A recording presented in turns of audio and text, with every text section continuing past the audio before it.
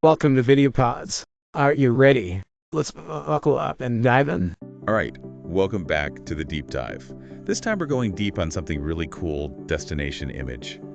You've given us a ton of material on this, like academic papers, lecture notes, the whole shebang. Yeah, it's quite the collection. So let's dive in and see what we can learn. I think this could really change the way we think about travel. Absolutely. Whether you're a seasoned globetrotter or just starting to dream about your next getaway, understanding how destination image works can totally change how you experience those trips, you know? It really is going deep into how we see those places we want to visit.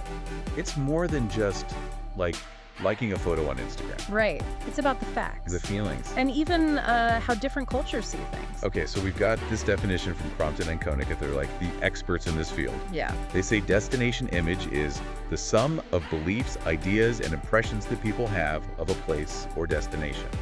So it's like a mental picture, but way more to it. It is. And what's really interesting is how that picture is both logical and emotional at the same time. Okay. It's like a blend. We've got the cognitive side, those hard facts, like Paris has the Eiffel Tower. Makes sense. But then there's the affective side, those feelings the city stirs up in you.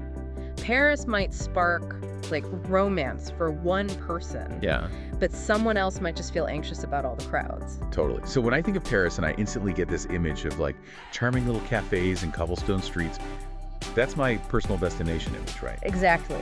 And it's not just one big image either. Okay. It breaks down into different types. Oh, interesting. Our research shows 3 main types: cognitive, affective, and conative.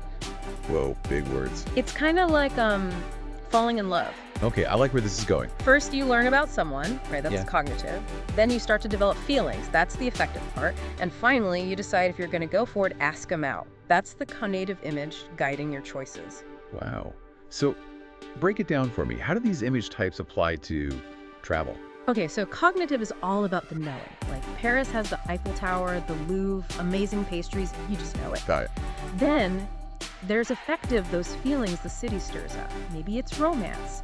Maybe it's a longing for artistic inspiration. Could be anything. Right. Finally, there's conative, the action part. Based on what you know and feel, do you actually want to go to Paris? That urge you feel, that's the conative image guiding your choices. So it's not just about liking the idea of a place. It's about that gut feeling that makes you want to book that plane ticket. Exactly. That's so interesting. And this is where it gets even more interesting. How do those images form in the first place? We have to talk about organic versus induced images. Ah, yes. Our notes have a lot on that. It seems like the organic ones are the ones we form naturally, just through life, through our experiences. Right. Like stories from friends. Exactly. Even news articles. Just stuff we absorb without anyone trying to sell us on anything. Right. But then on the flip side, you have induced images. These are carefully crafted by, you guessed it, destination marketers. Oh, yeah. I see where this is going. Think about those glossy travel brochures. Those Instagram ads with those impossibly perfect beaches. Oh, totally. Or even those travel shows that make everything look so idyllic. Right. But sometimes those induced images can be a little... Misleading. Yeah, misleading is a good word. Oh, tell me about it. Yeah. I mean, who hasn't booked a trip based on a stunning beach photo, Yeah. only to get there and find out the beach is packed with tourists, the water isn't as blue, Yeah. and there are like hidden fees everywhere? That's induced image gone wrong.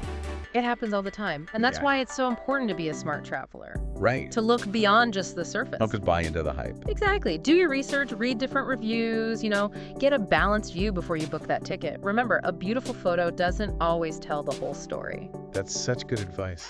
It's like anything else, a little healthy skepticism goes a long way. Speaking of things that shape how we see things, our notes mention these archetypal images. What are those all about? So archetypal images, those are like mental shortcuts. Okay. They're those universally recognized symbols, or stereotypes that just pop into our minds when we hear about a place. Got it. And they're often fueled by media, Of course. pop culture, all that stuff. Yeah. So like the Eiffel Tower for Paris, Makes sense. a safari instantly makes you think of Africa. Right. Or a gondola ride, you think of Venice. Precisely. It's like instant recognition. Yeah. And these images, they're incredibly persistent. And there's a few reasons why. Established stereotypes, consistent marketing messages, and the influence of movies and TV shows, we see these images over and over and they stick in our minds. Yeah, makes you wonder how much those images actually reflect the real place. Right. Like, Paris is obviously more than just the Eiffel Tower. Right. Totally. You're hitting on a really key point here, and this leads us into how cultural differences impact destination image. It's not just landmarks. It's about the whole feel of a place. Yeah. Our notes mention how cultural differences can be like a barrier for some travelers, Yeah. but a huge draw for others. Exactly. Language, values, customs, even food and etiquette.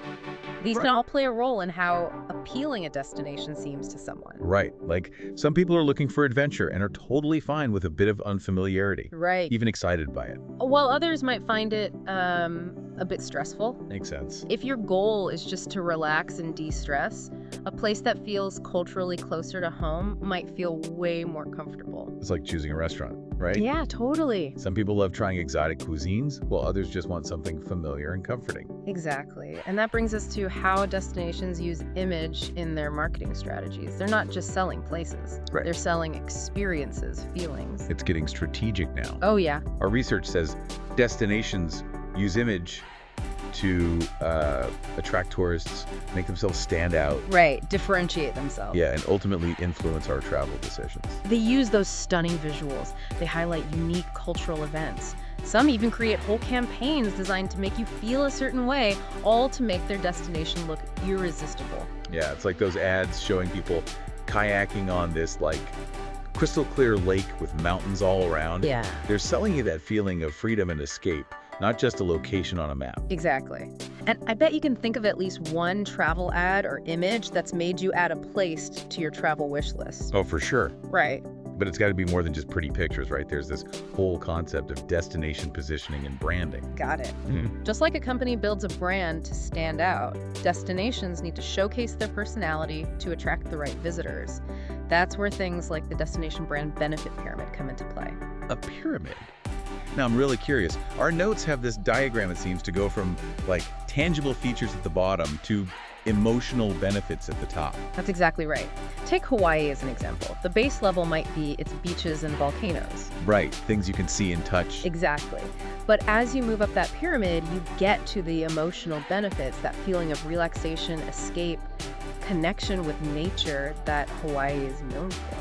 So you're not just marketing what a place has, but how it makes you feel. Exactly. It's like crafting a story that'll resonate with the right kind of traveler. You're getting it. And a key part of that story is identifying the destination's brand drivers. Ah, yes. Our notes say those are like unique and ownable qualities that make a place different. It's what makes a destination stand out from all the others. Precisely. It's about figuring out what makes a place truly special and then communicating that to the people who appreciate it. So if a city is known for its vibrant art scene, Yeah. they wouldn't just list museums and theaters. Right. They'd highlight the energy. Right, the creativity. Yeah, that feeling of being part of something bigger. Like a cultural movement. Exactly. It's about capturing the essence of a place, not just listing its features. You got it. That makes a lot of sense. But before we get too deep into marketing strategies, let's bring it back to the traveler's perspective for a sec. Why does all this even matter to someone planning a trip?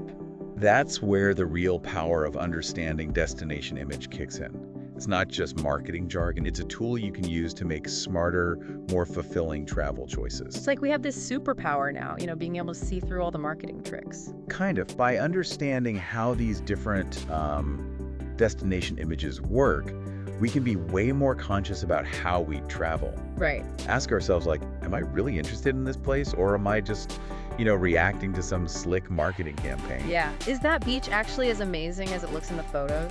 Or are there going to be like hidden fees and tons of people everywhere? Exactly. And, is it even safe? That's something a brochure might not tell you.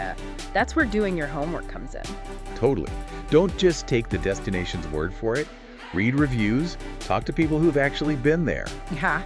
Get the real scoop. Exactly. This reminds me of a trip I took a while back. I was totally sold on these photos of like this secluded mountain retreat. It looked amazing, so peaceful. Oh, yeah. But when I got there, this secluded retreat was right next to a highway, super noisy. Oh, no. And the luxury accommodations were, well, let's just say they'd seen better days. That's classic induced image versus reality. It really shows why you can't just rely on one source of information. Got to get different perspectives to really understand a place. Yeah, for sure. So how do we actually use all this knowledge about destination image when we're planning a trip? It feels kind of overwhelming. It doesn't have to be. First, figure out what you want out of your trip. What are your travel motivations? Are you looking for adventure, relaxation, cultural immersion, something else entirely? Once you know what you're looking for, you can start checking out destinations through that lens. So if I'm craving adventure, maybe I should prioritize places that, offer a sense of excitement and discovery, even if there are some unknowns. Exactly. But if your main goal is to just relax and unwind, you'd probably be more drawn to, peaceful places that offer familiar comforts. It's all about aligning your desires with the image the destination projects. That makes sense. What about that whole cultural distance thing? How can we consider that when we're planning? Be honest with yourself about what you're comfortable with and what you want to experience. If you're excited to dive into a completely different culture, embrace it. But if language barriers or unfamiliar customs stress you out, maybe pick somewhere that feels a bit closer to home, culturally speaking. It's about finding that sweet spot. Trying new things, but knowing your limits. Exactly. And remember, cultural distance isn't just about geography. Even within the same country, different regions can have, totally different vibes. Oh, yeah, for sure. So do your research, read up on local customs, and consider if the destination's cultural landscape actually matches what you're looking for. This makes me think of all those travel lists we see online, like top 10 places to visit before you die, or most romantic destinations. How much should we actually let those lists influence our choices? Yeah, good point.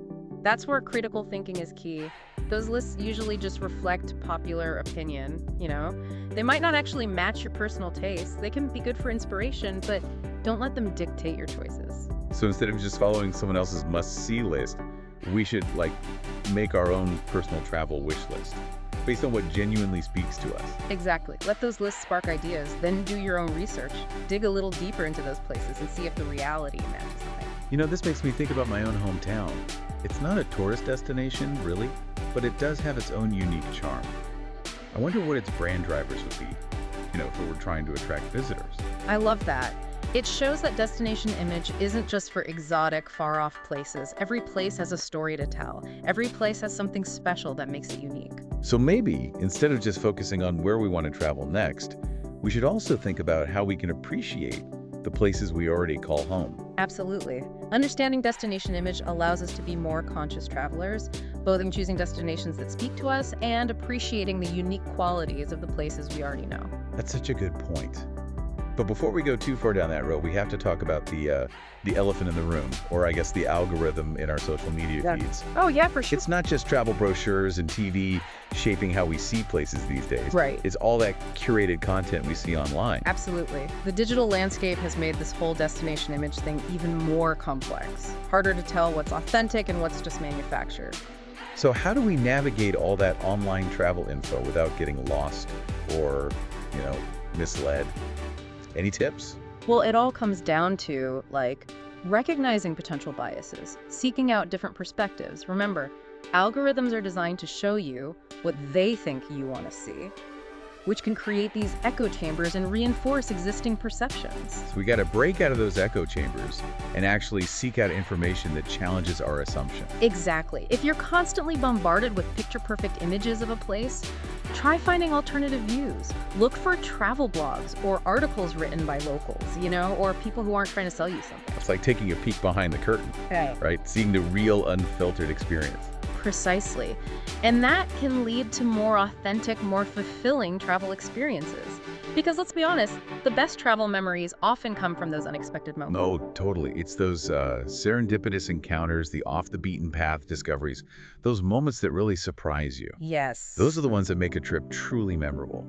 And they're way harder to manufacture or capture in, like a brochure or an Instagram post. Exactly. So as you're planning your next adventure, don't just let algorithms tell you where to go. Right. Do your research, get different perspectives, and be open to the unexpected.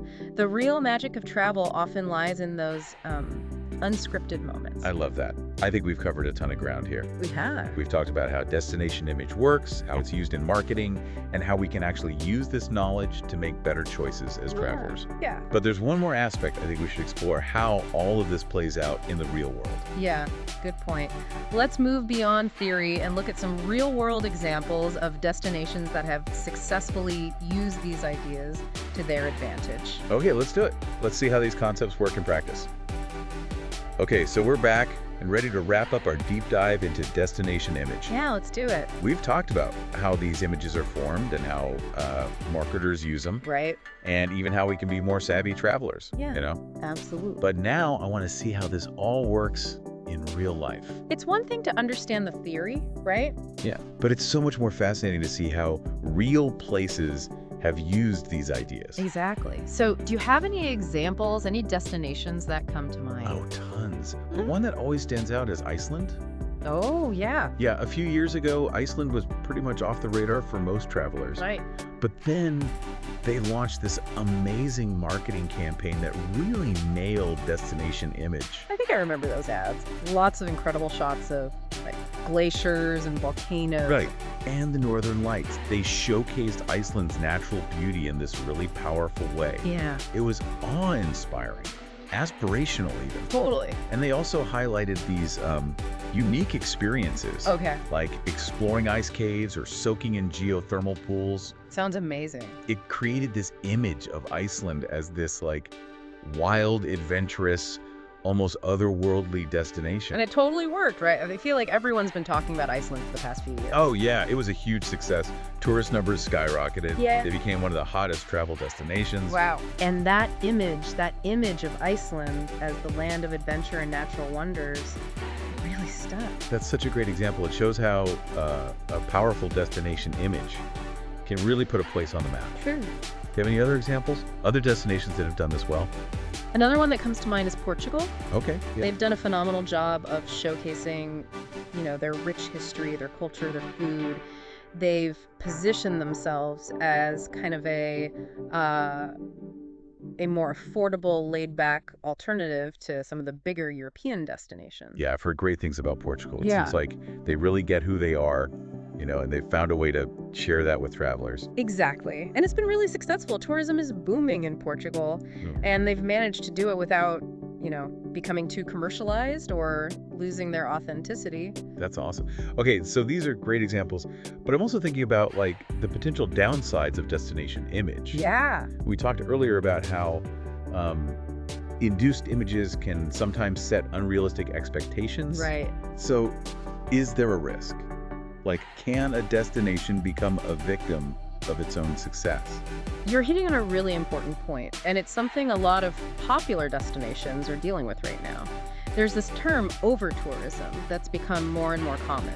I've heard of that. Yeah, it basically describes the negative impacts that can happen when a place gets too popular. So like overcrowding, damage to the environment. Exactly. Strain on local resources, even damage to cultural sites. Right. It's a big concern. When a place is flooded with tourists, they can lose some of its charm, Yeah, it loses its authenticity. Exactly. Locals can get pushed out, prices skyrocket, and the very things that made the destination so appealing in the first place can start to disappear. It's like a vicious cycle almost. Right. So finding that balance is key. Absolutely. Attracting tourists is great for the local economy, but not if it comes at the expense of the destination itself. Totally. It's about promoting sustainable tourism. Exactly. Responsible tourism, making Right. sure the tourism benefits local communities. Right. Protecting the environment. Managing visitor numbers. It's complex. There's no easy solution. No, it's definitely a challenge. But I think it's important to be aware of these things. I agree. As travelers, we have a responsibility to be mindful of our impact, to choose destinations thoughtfully, to respect local cultures and customs, and to support businesses that are committed to sustainability. So well said. Yeah. Okay, I think this has been a truly fascinating deep dive. We've explored so much. We have. The psychology of how we perceive places, the marketing strategies, the ethical considerations. It's been quite a journey. It really has. I hope it's given our listeners a better understanding of how destination image works and how they can use this knowledge to make their travel experiences even better. Me too. Thanks for joining us for this deep dive. And to our listeners, we hope this gives you a whole new perspective on those dream destinations. Happy travel.